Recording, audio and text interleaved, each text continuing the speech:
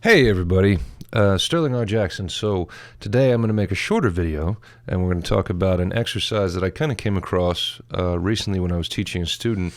As many of you may know, we start off more honestly, the internet is chock full of too much information, too much good information, bad information, and it's hard to decipher what the hell's going on and what's good. And if you're somebody that's following singing coaches, singing, people and trying to figure this stuff out, you're going to be inundated with just ridiculous amounts of information and try to have trouble putting it together, And when it comes to mixed voice, I know that can be very elusive, it can be very mysterious, and it can be very confusing. A lot of my students that come to me are definitely trying to figure out mixed voice and, found a video about me talking about it and go down that rabbit hole.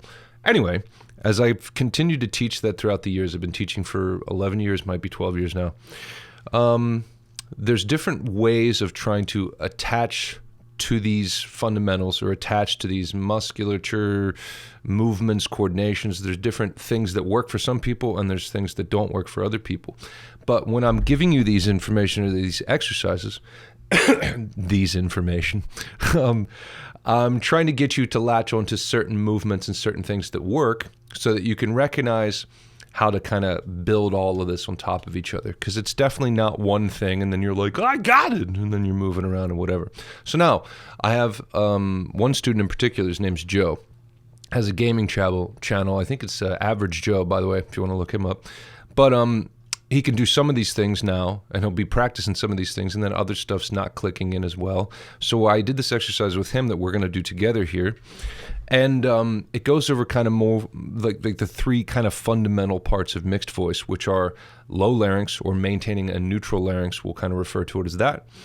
Adding nasality to your sound, and then adding these cry muscles. I think some people refer to them as edge muscles. Whatever you want to talk about, it doesn't really matter. I can tell you all kinds of muscle groups, but until you feel these things and hear the sound coming out of your head, it doesn't really matter if you know what muscles you're using by name. So in order to keep this a little bit shorter, recognize again, to experience mixed voice and to have it working for you, your larynx will be in more of a lower position, or you will experience a sensation of a tilted larynx more often than anything that's kind of a higher larynx, higher up in the throat. This kind of weird thing. I have so many students doing so many different things. So keep that in mind, that when you do get this, or when it starts to make sense, we should have a yawning sensation, at least a little bit, or a opening up of the throat, an elongating of the throat, going like this. That mechanism, that feeling was very important when I started learning this. And what was great about that in particular was I started noticing every time I was moving high in my voice correctly, because I would start to feel this tilting sensation. Like this. And when I wasn't,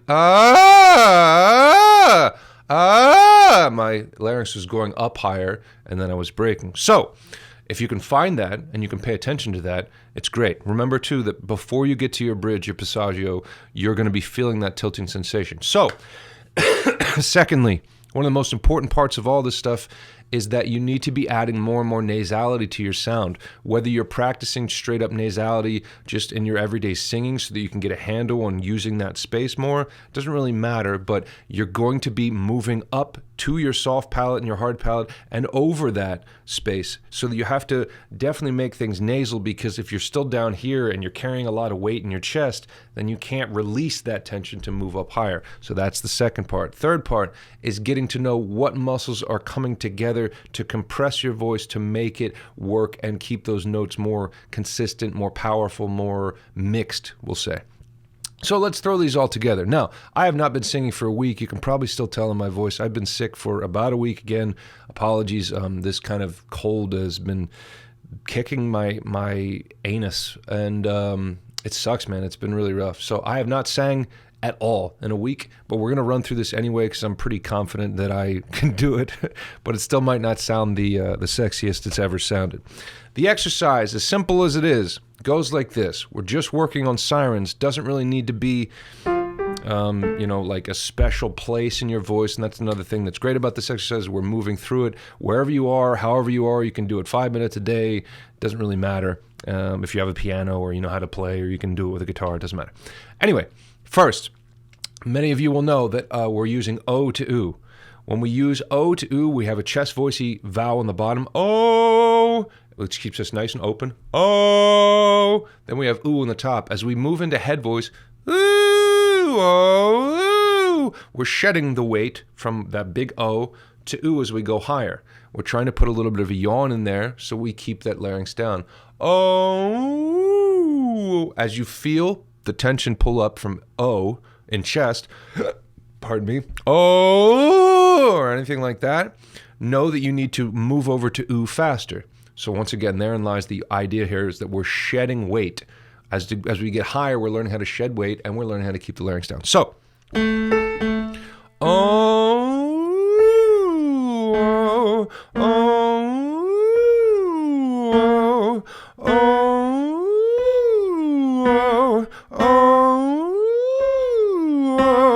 oh. So think about it now. And some people have more luck going up than down, and some down and up. But we are transitioning between chest and head voice. If you're having trouble with it, think about holding a ball shape in the mouth. Oh, if anything, that vowel is stretching, or that O or the ball or whatever is stretching this way as we go higher. So it shouldn't be going, it shouldn't have any of this sideways kind of horizontal tension in the neck or anything like that. It's just like a yawn. Oh, so there's one part of this. Then we'll run through all of them at the end. Now we're going to make a nasal sound. Should sound like UNG. And it's going to be the same feeling, but this is what we're tacking onto this. So it's, once again, we're compounding the exercise. First exercise, low larynx. Then we're adding nasality to low larynx. Then we're going to add the other part of this. But if I go, almost like French, ha, ha, ha, ha, ha, whatever that would be. You should feel a vibration in the back where the soft palate, where your uvula hangs down.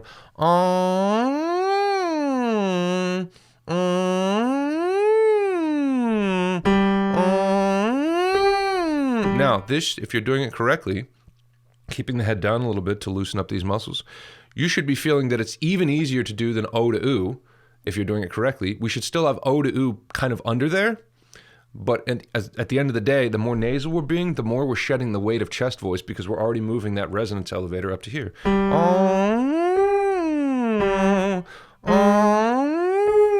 If you imagine you're holding a ball, you still are. It should be the exact same, except we're just moving that ball back towards the nasal space a little bit more.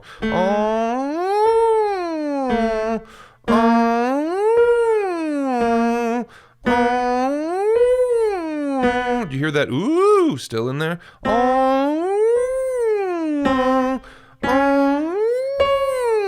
Let me try to do it the wrong way for you.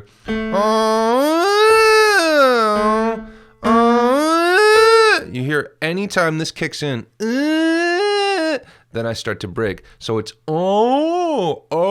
that correcting there that's happening. That correcting is the lower larynx. We're pulling the larynx back down. Now, once again, you can go extreme with it. And you can really be ridiculous. If you can do that, I've had students that can't lower their larynx on purpose. Anyway, let's keep going. Now, we're going to add into some cry sound into that nasality that we just added. Think about your mixed voice, or this mixed voice that you might be trying to find, like a voice right here and then a voice right here, up here, up here. We can dance back and forth between these muscles or these compression points. When you get better at it, for you, maybe you'll feel it more as a seamless connection like this, like... and you'll be like, I can't tell, there's two different things happening. Or maybe, like me, throughout your years of trying or singing or whatever, you might experience this as two different muscle groups. You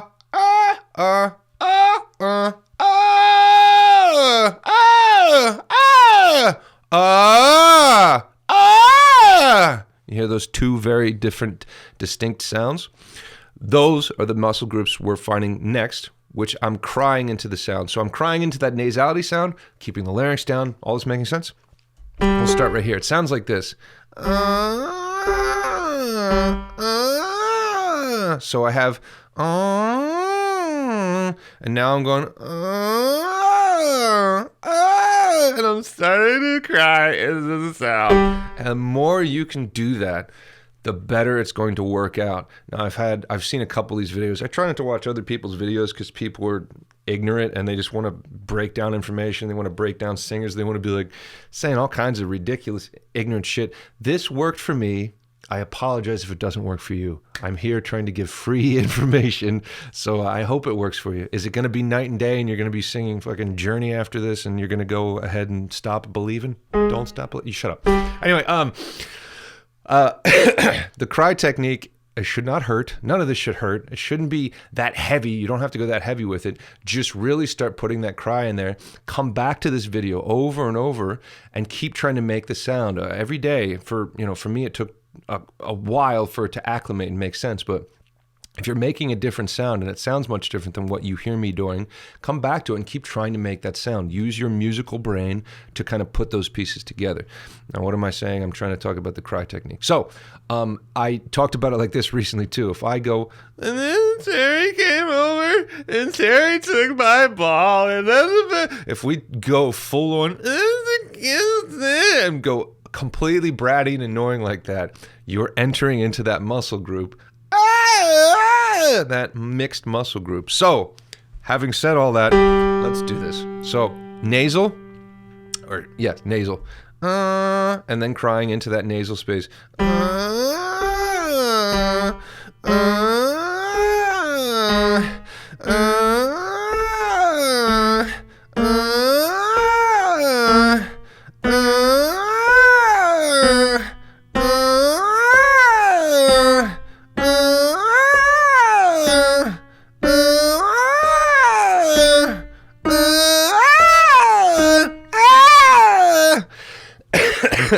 Is some of this making sense? Let's put all these together in a short little exercise, okay? Low larynx, nasality, UNG, and then crying into that sound. Oh, oh, oh, oh, oh, oh, oh. One more. Oh, nasality, UNG.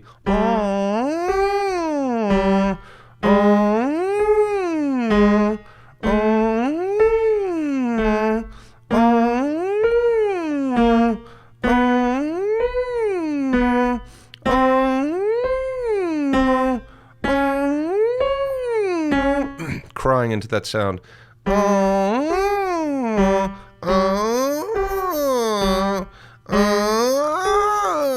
Should feel it up here.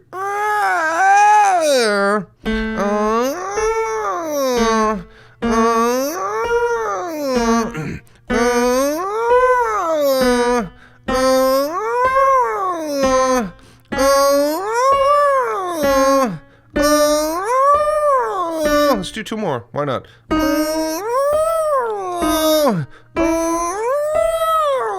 That's where my sick voice wants to tap out right now. Now, what to do after we have that? You're learning how to take those sounds and sustain those notes.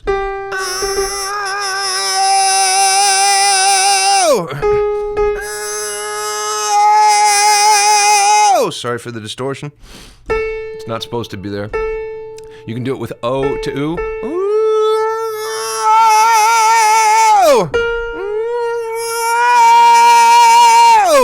See how that's all connecting? I hope this helped. Thank you to good old Joe for helping me figure out if this, is a good exercise or not. Sorry I've been going for a while, but this cold is going to keep dissipating. I am getting better each day, but it's taking a while. I will see you guys soon. If there's things you want to hear about, there's things you want to learn about, there's things you want me to cover, talk about, I'm happy to do so if I feel like it's a good fit. Let me know. Of course, I'm on Patreon teaching more of these things all the time. That community of people helps to support my living, support my life. I appreciate you so much. Thank you for that. And then, if you want you want to look into lessons with me, you can go right to my website, sterlingrjackson.com, and you can book right through the site. Happy to teach you, happy to talk to you about your issues, your strengths, your weaknesses. So I will talk to you soon. Thank you.